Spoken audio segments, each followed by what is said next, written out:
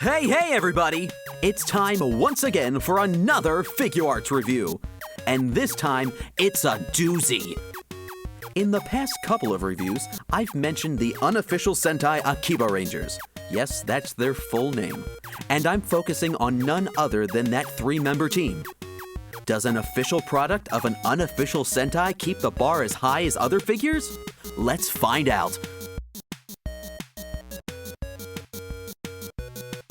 Here we have Akiba Yellow, Akiba Blue, and its leader, so to speak, Akiba Red, nestled in the standard Super Sentai Figuarts packaging. For the release of this team, Bandai opted for a stylized box with bright colors and all sorts of stars enrobing the package. Even the card piece on the inside is different. Instead of the usual blank silver card, this time we get the Akibaranger logo added to it. It's all incredibly eye-catching and a throwback to the very first Sentai of the 1970s, Go Ranger. See the influence? I want to point out that the blue and yellow figures in this review are the Season 2 versions, and red is Season 1. But more on that later, as you'll find out. Since most Sentai teams' costumes solely consist of colored spandex, there usually isn't too much in terms of sculpting on the figures. But for the Akibarangers, their outfits are more akin to battle armor, and a lot of sculpting is put into these guys as opposed to the standard figure. Take a gander at Yellow and Blue's legs. They have what appears to be leggings and a garter belt getup going on there, respectively. And the helmets! Helmets are always a big selling point for me, and they never disappoint. This team's helmets are designed to resemble hairstyles, and it definitely shows in the buns, ponytail, and spiked windswept look. Even the soles of their boots are etched with detail. I always love me a figure that has sculpting to the underside of their feet. A cool feature added to each Ranger comes in their chest armor. If you take a close look, closer, there. You can make out they have what almost looks like cyborg pieces consisting of a silver mechanical breastplate covered by a translucent colored plate on top to give it a neat cyber feel to it. Here's something I didn't pick up on until fully analyzing these figures. The armor on their backs have these 2 holes. Not only do they function as part of the sculpt, but also as plug-in points for the Stage Act 4 stands. Meaning, when using them, I don't have to worry about the waist clips getting in the way because they fit perfectly in their backs. Score!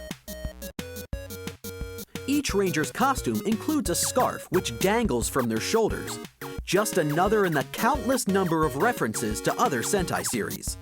This show was meant for adult Super Sentai fanboys after all.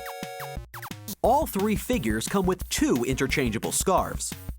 One to rest in place, and one to look like it's blowing in the wind when you want to situate them in dramatic action poses. Speaking of posing, the articulation breakdown is no different than any other standard Sentai Figuarts, with fluid movement in the neck, shoulders, double elbows, ball wrists, abs and waist, funky hips, double knees, ankles and toes. While we're down there, let me point out something with Yellow as I try not to look like a total perv. If you lift the back of her skirt flap, you'll see kanji on her tushy! It's another part of the show and long-running gag which was added, and I'm sure if it wasn't added, someone would cry foul. Wait! Go back to Red. No. Does he have bicep articulation? Oh my god, it is! Oh, look at it!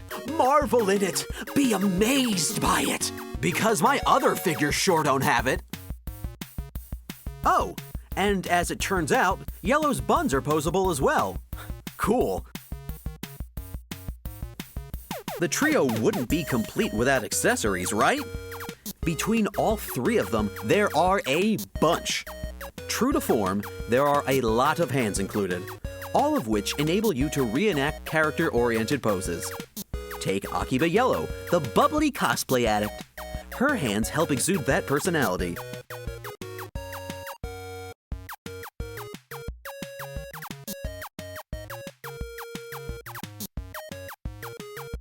Or Akiba Blue, who in this Season 2 edition is replaced by a wannabe pop idol.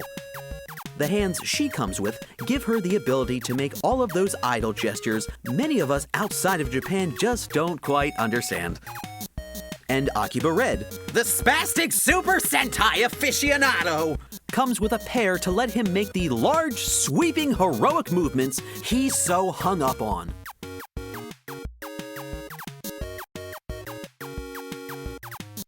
If there were ever a team that needed all of these, it's the Akibarangers hands down. Or up! A true testament to the wonders of Figuarts. Okay, so we have all the hands covered. But Baron, what about the weapons? Glad you asked. Each Ranger's transformation device and primary weapon is this, the Moe Moe Zu-Kyun. It looks just as it appears on the show and packed with sculpted detail.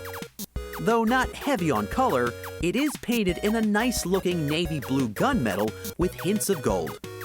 While Akiba Red only comes packaged with it in collapsed gun mode, Blue and Yellow include an opened mode version, resembling a blue-haired anime girl.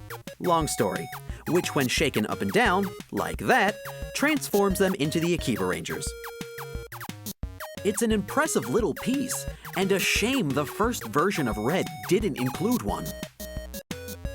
Remember in past reviews when I mentioned other Figuarts receiving pack-in weapons they give to the Akibarangers in the show? This is why I went with the Season 2 versions of Blue and Yellow. Aside from featuring different hair sculpts on their helmets when compared to their first season releases, Bandai went ahead and packed in these type of weapons with the girls, instead of divvying them up to the Ranger figures who supply them in the show. Akiba Yellow comes with Die Ranger's Die Bomber, while Blue has the Zyuranger Zyurain Buckler and Hurricanger's Hurricane Ball. Keep in mind, these weapons were made up for the series and never actually used in the shows by the Rangers who supply them. These things are bright, gimmicky, wonderfully sculpted, and only add to the sheer awesomeness of the Akibarangers. The Die Bomber is a goofy-looking, literal hand cannon. The figure can use it as a single cannon, or split it in half as two. The core Die Ranger colors are all represented, and even their team insignia is sculpted in. The Zyurain Buckler is basically an oversized version of the Dino Buckler the Zyurangers transform with, and even the three figures can wear it by clipping the two pegs on each side of the hinged panels to the holes on the figure's waist. I didn't notice this until I took a second look at it, but the side panels feature the same diamond motif found on the Zyuranger costumes. A nice touch I never expected. Then we get to the Hurricane Ball, which is a cool-looking ball and chain weapon with a real metal chain. You can never go wrong with a real metal chain. Like the other weapons, the ball has the corresponding team insignia, as well as all the colors of the Hurricanegers. These weapons are cool on their own, but you know what would be great? If they all combined. That would be the bee's knees. Guess what?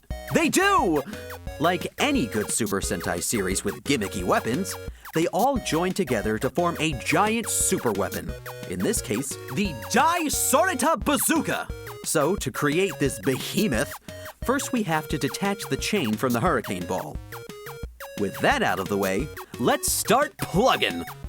The buckler goes into the slotted hole on the ball, and the side hinges clasp onto the side.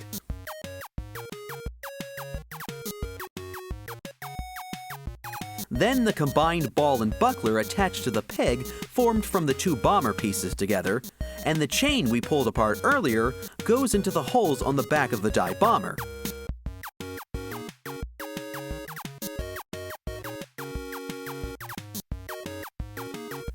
Pretty garish and gnarly, right? Well, that's the point. And this is only half of an even larger cannon. But to acquire those accessories, I'd have to get the 3 other figures they came packed with, all of which I currently do not own. When I began watching Akibaranger, I was initially off-put by the change in costume design when compared to their official Sentai brethren, and never thought I'd want their Figuarts representation in my collection. Though after the first season, I was hooked, and seeing how it pulled from the long history of Super Sentai to add to the depth of the show, my opinions quickly changed. This simple three-man team is a great addition to my shelf, and given the other figures I have, they have plenty of members to gush over, just like I do over them.